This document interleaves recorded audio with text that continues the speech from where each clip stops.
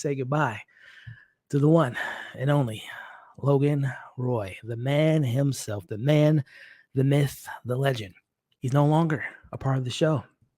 What now? Welcome everyone to tonight's discussion for episode 3 of Succession, the fourth and final season, episode 3 being titled Connor's Wedding. And if you all have been following these breakdowns, these recaps, I mentioned it, I believe in episode 1, that whenever there's a wedding in this show, they tend to not disappoint. You date back to season 1, and obviously Shiv's and Tom winning. We had the situation with Logan and the waiter passing away. Of course, we had, even more recently with season 3 with the wedding of their mom marrying her new husband. And of course, there were some big reveals there. More particularly, the kids kind of were shoved out of the business from their dad. So weddings in this show equivalent to not to the body count of a red wedding for those Game of Thrones fans out there, but we can always anticipate something to go left when it comes to weddings with this show. And this is easily the most shocking wedding that we have gotten in this show. And of course, we know this is the fourth and final season. So let's break it down, man. As we open the episode with, I think it's interesting enough that they open the episode with the child, the sibling, be in Rome, as we know with last week, him kind of leaving on good terms with his father and seamlessly going to work with his dad moving forward, and how this episode kind of puts the emotional weight on Roman. Again, the child that kind of didn't have as much resentment as hate as, wanting to get back at their dad. As we know, Ken, that was his whole goal so far this season. We know that was Siobhan, especially with Tom and the divorce and everything. But Roman was the only one. Yeah, Dad's done some effed up things. He hit him when he was a kid. He hit him a couple seasons ago. It's a strained relationship, but he still, loved his father and seemed to be the only one that had that type of connection still going. So I love that we open it in this fashion. And what Roman is told on this phone call is Logan tells his son, and even now thinking about it even deeper, the fact that Roman was the last kid to talk to their father, that probably puts a lot of pressure and weight on Roman moving forward. The fact that he was the last one to speak to his dad, and we'll talk about the last thing that he left him as far as voicemail, which I don't think, we'll get to that. I don't think Logan heard the voicemail, but I wouldn't be surprised if we don't know who has his phone. And we know there's going to be a big battle between the team, Carl and Frank. We don't know how that's going to go. If they have that voicemail and they leak it out to the public, that's just a nuclear bomb to make the kids look pretty terrible, or at least Roman in this matter. But Logan gives him the duties to, they're going to meet with Lucas, and he wants him to kind of get a temperature on where he's at. But more importantly, Logan feels uncomfortable about Jerry, who, Jerry hasn't really been too integral into this season thus far. And I assume that there's going to be a lot of people that has been kind of background characters that's going to be in the forefront now. But Logan's uncomfortable with Jerry, the way she handled the situation last season. He wants Roman to tell her the news. He's cutting bait with going Jerry, back to Logan. He then tells Tom to contact Sid, who we all know Sid is the co-CEO, co-leader of ATN. And her and Tom has had a pretty interesting relationship since Tom has kind of got into the fold with ATN. But he wants Tom to tell Sid that, he's cutting bait as well. And Logan wanted, what did he say? He wanted to clean the stalls. He wanted to kind of refocus the company. We know last week, we're fucking pirates, right? I'm going to be on the floor more, this, that, and the other. And while all that sounded good, Father Time is undefeated. And again, going back to my statements of episode 1 and thinking about the scene in particular with Logan and his close friend and bodyguard and Colin, go back to episode 1, ladies and gentlemen, and watch that conversation. As I said in that breakdown 2 weeks ago, that is a conversation about a man who knows he's closer to being 6 feet under than he is, from when he was, 10 years ago, 15 years ago, when he was in his prime. I had a feeling, and obviously so much so in this episode, that he knew his time was going to be short. And I mean, he knew that. And as we see, it obviously kind of went through. But again, him cutting bait, him doing all these restructured moves, he knew obviously he was going to be gone in this manner. But I think he knew his time was coming up. But again, he's sitting all these calls out there, which again, I don't even know if this is officially on the books. Is Jerry technically fired, because, Roman did tell her that that was the news, but there was no formality with it, no papers, no signing, no severance plan. It was just kind of spoken, a spoken agreement, nothing official.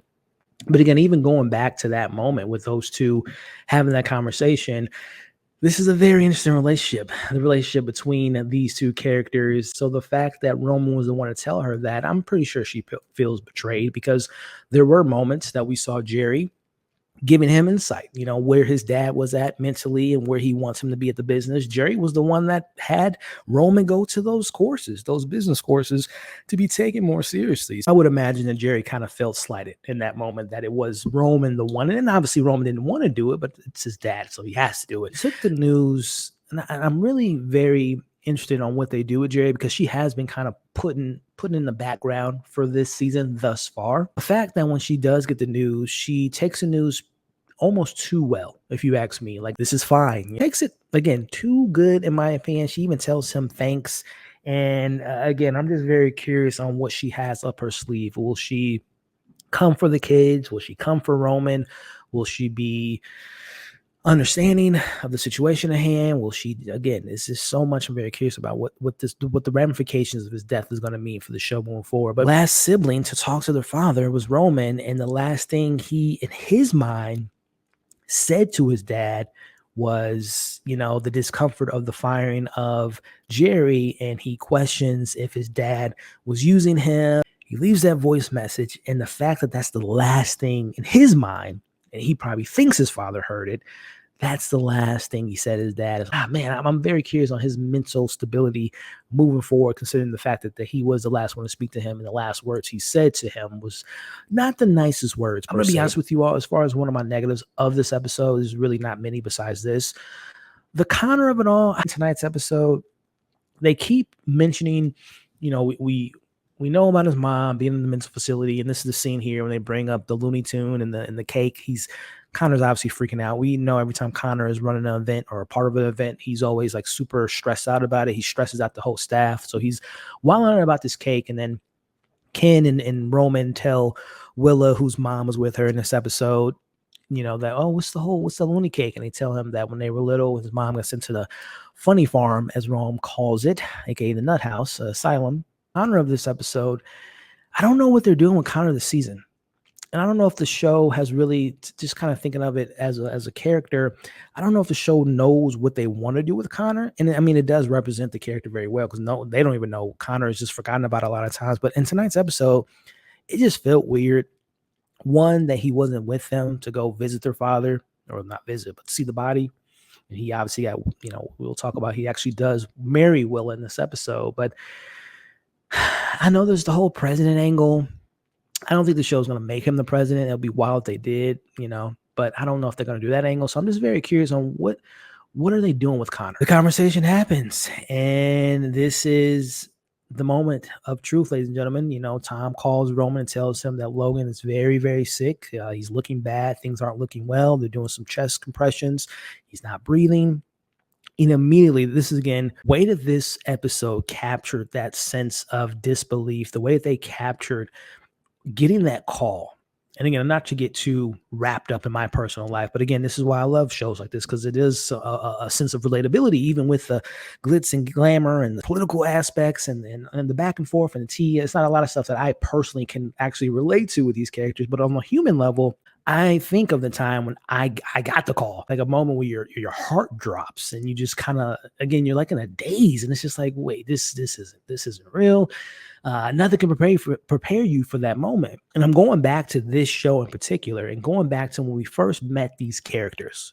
Episode 1, season 1, they're in the helicopter with their dad, and them reacted. Ever since that episode 1, who would have thought Kendall, Siobhan, Rome, Connor, and the whole team, they knew this day was coming, but I think that Logan was such a pivotal, bigger than life, godlike figure in all these characters' eyes, that even though he was 83, health wasn't that good, or whatever the case may be, they knew it was coming. But I still don't think that they fully processed the idea that there is a day and there's a point in time where this man will not be here.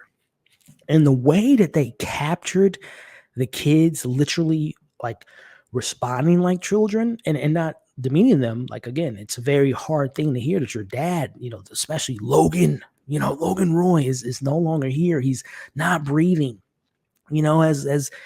as Tom gives them the phone and Tom's like, hey, I'm going to put the phone up to his ear. And again, I'm still like in a somewhat of a disbelief. I'm like, is this really happening? Like, where is he? Like, cause they didn't show the body, right? The whole time this happened, they're not showing the body at all in the plane. So I'm like, I'm one of those old school cats who's like, I don't see a body, they ain't dead, right? But again, this is not Game of Thrones or a sci-fi show. It's, this is grounded in reality. When Tom's on the phone with them, is like, hey, I'm going to put the phone up to you, and seeing Roman just being like, I'm telling y'all, man, this is why I love this show, because it's not only the incredible writing, but the performances. They went there and it felt real. Again, hearing Roman on the phone, you're going to win. And then this is the part. And I don't know if this is him saying this because he's in disbelief, or you were a good man. You were a good father. Again, just taking it in context of the show. Good man? I don't know about that. Good father. I definitely don't think that is the case. Again, just basing off of all the stuff we know from the show. But again, I don't know if this is from a raw emotion. This is how he really feels. This is why he wanted to join his father. This is how he always feels about his father. But I'm looking at these actors, man. I'm looking at these screenshots that we have on the screen now, and I'm just looking at this sense of like loss and disbelief and just not thinking this is actually reality. And when we see Ken, who Jeremy Strong, we all know out of all the siblings, he's kind of been through the ringer. And this is them thinking that this is probably the last time they're going to talk to their father. Ken tells him he doesn't forgive him. He can't forgive him, but it's okay because he loves him. Can't forgive you, Dad, but I still love you. And I think that's the thing about this entire show, that, yeah, we see these characters backstabbing each other. I mean, hell, we've seen the siblings last season. Shiv put out that public statement for Ken, all his laundry out there for the public to see, and calling him alcoholic and a bad dad and all that stuff. I mean, they've done some pretty bad things to each other, but in a weird way, they still have love for each other, right? That's the thing about this family, man. They're dysfunctional as all hell, but they still love each other, man. So that line to me was something very moving for Ken to say that. She is just like when he was telling her, when Ken is telling her it's Dad, and he's trying to, keep face and not get everyone panicking, and he's telling her what's going on. And when she is finally in the room with her other sibling, again, I don't know about you guys, I felt like I was there. Like, I feel like I shouldn't be watching this. I feel like I needed to step out of the room because this is a family situation. That's how I felt watching this, man. I feel so uncomfortable. My reaction was literally, my jaw was on the floor. I was just as confused as these characters. And again, it speaks to the writing, it speaks to the directing, it speaks to the acting, obviously. But as we see Shiv's on the phone with him now, she's crying. That's when I got the most emotional, because again, we've seen Ken cry. We've seen him get emotional.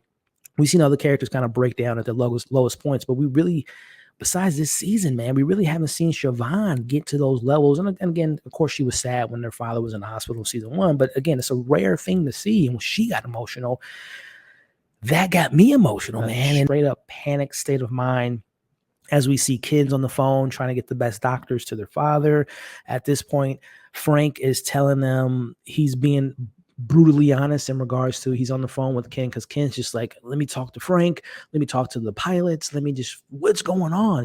Again, that sense of just not knowing was just captured perfectly in tonight's episode, especially when you think about, if you put yourself in their shoes, these kids are spoiled little brats. Just the idea that normally at a drop of a finger, a drop of a hat, they can get what they want. They can fly a plane to get where they need to go. They can get answers from Congress. They can sway the political campaign to see who's the next president. They have so much power at their hands that this is a moment that they're powerless. They don't know what's going on with their dad. They can't get to their dad. They're just confused, right? They feel helpless. Someone mentioned earlier in the chat, they feel helpless. Helplessness is how they feel.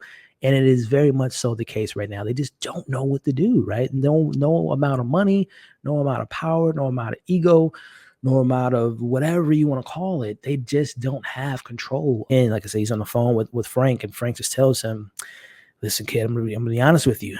He's gone. right? And again, every time they're saying, I'm in Roman's mind. I'm like, well, let's get a doctor on site, Frank, before we start, clinically saying that someone's gone. They got to tell Connor, right? And again, while this is going on, I actually kind of forgot for the 15 minutes that this is going on. Oh, damn, they're on a boat because their brother's getting married. How will he react?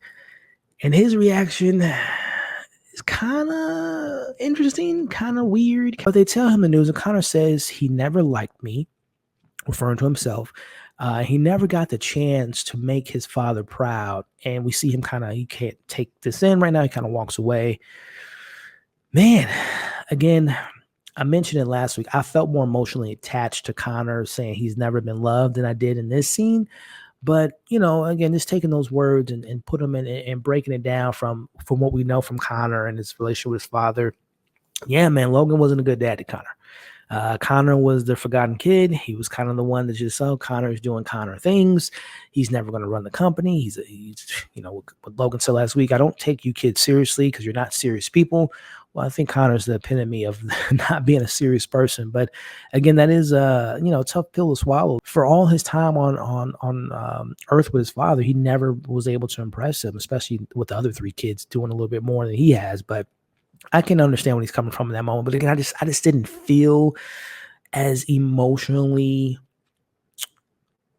attached to Connor in that moment as I did the other three siblings. Again, let me know how you all felt about that at that point. While this is going on, who's in charge? Who's the one that's going to make the call as far as calling the stock, the shareholders, calling Lucas, getting all their ducks in a row? Because unfortunately, the human side of this situation at hand is when you have someone as powerful as Logan pass away so abruptly, there's so much at stake right now. And I love what Ken says a little bit later as far as this moment being so significant, because it is so significant. And especially in this situation, I don't know, I'm thinking of Game of Thrones, of when Ned Stark died or when Catelyn died. It's just okay, who's going to be the king? Who's going to run the North? And, what happens when Joffrey died? Who's going to be, that's where my head's at. Who's going to be running the kingdom? Who's going to be the king of Waystar, especially now with this acquisition?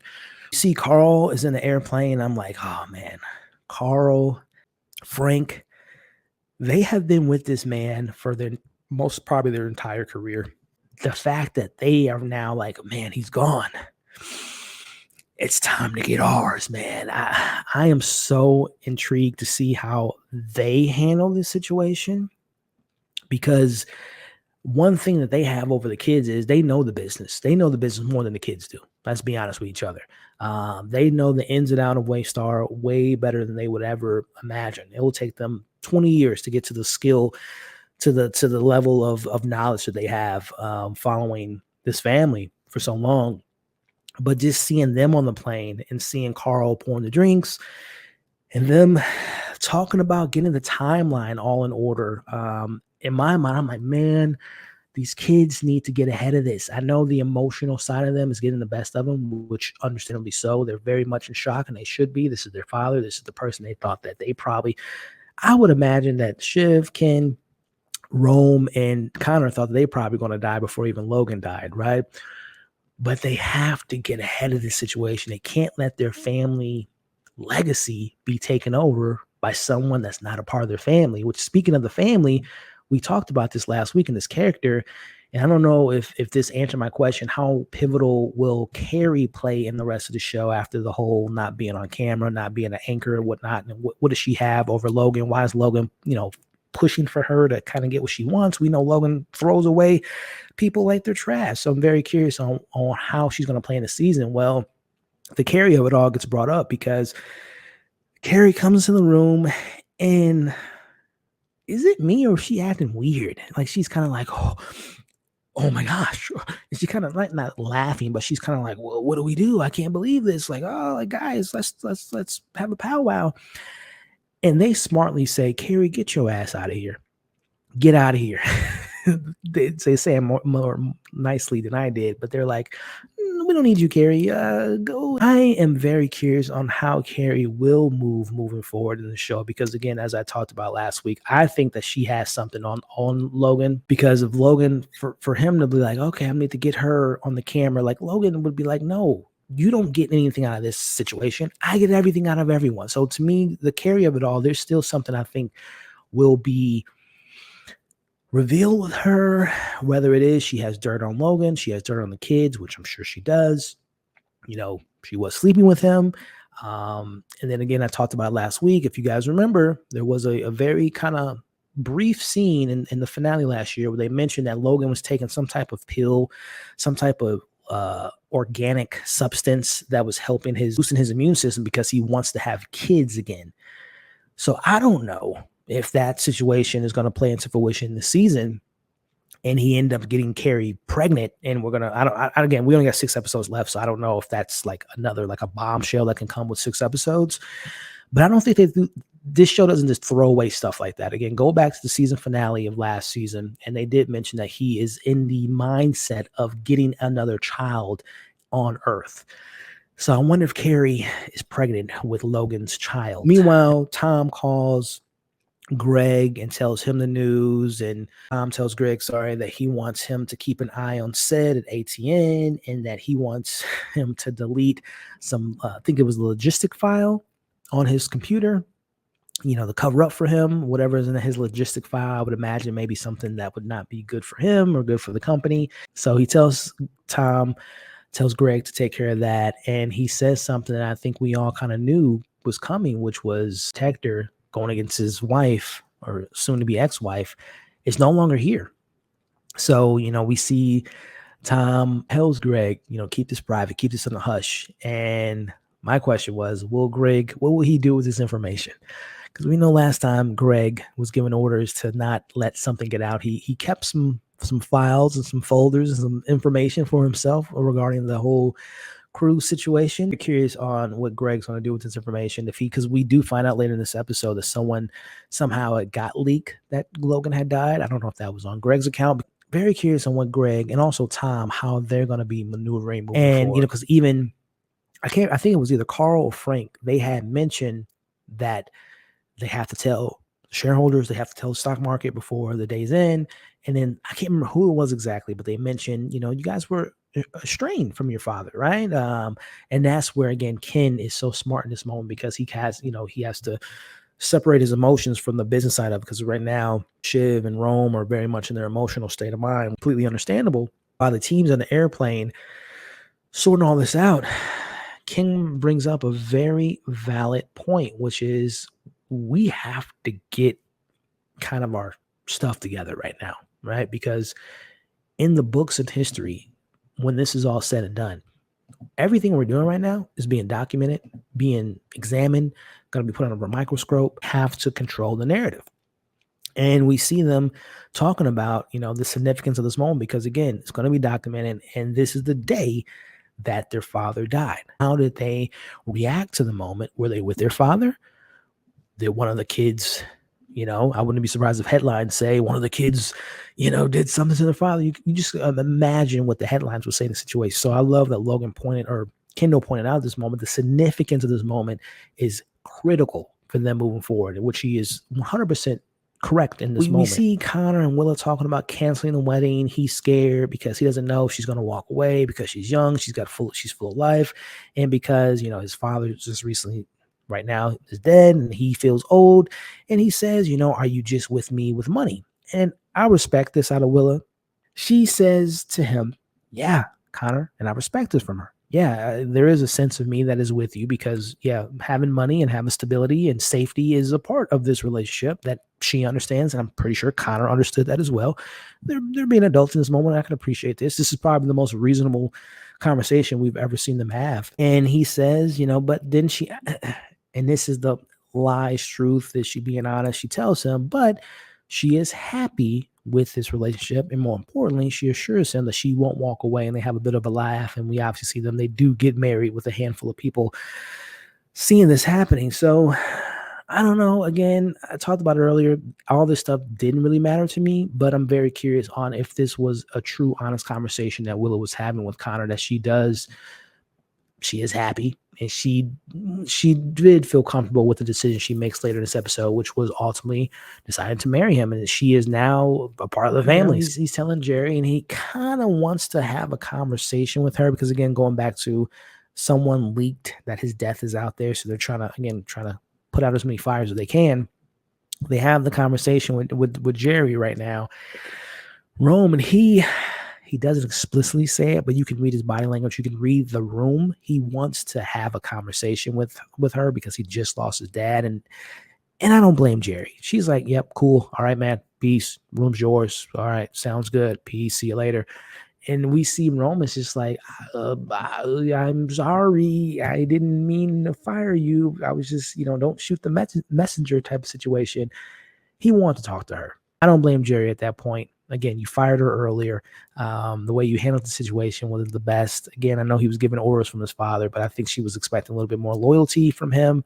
But again, I'm very, very curious to see what Jerry's going to do in the situation, because she's been kind of, like I said, she's been sidelined since the finale or since the back end of season 3. And she's going to be coming back kind of full force in these next 6 episodes. And more importantly, her and the relationship with Rome. But as we wrap up this episode, y'all, again, if it wasn't already official, it's now officially official, as we see the kids are now going to Logan is, and, we see Colin there, right? He kind of, we never really know who Colin is, the bodyguard of Logan, but you could tell he's kind of distraught. He's kind of upset about him losing his boss, right? But also losing a friend. I really do think that Colin really did have a friendship and a bond with Logan over all these years, especially everything that he has done for this family. So yeah, it was very, very upsetting for him.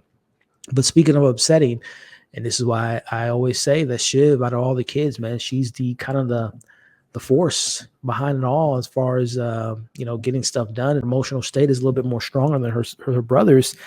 She's the one that gives the statement to the press, and she tells them the rumor, or whatever the case may be, it is true.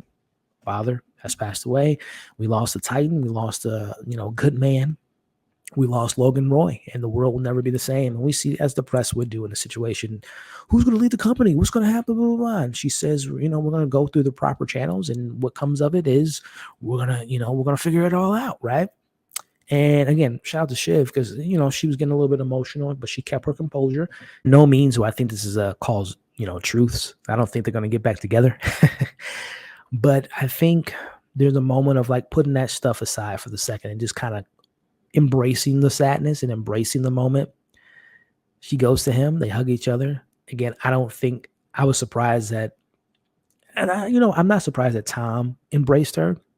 I guess I'm more surprised that she did that to him, as far as like, I need you to hold me, and, all this stuff. Because again, she's not that of an emotional. She's just kind of a robot in a situation at hand. She doesn't really share her emotions like that. So I was very surprised by her going to him, more so than I of him embracing her. But it was a nice moment there. I'm not going to lie. As we wrap up the episode, we get a shot here of the stock market and things.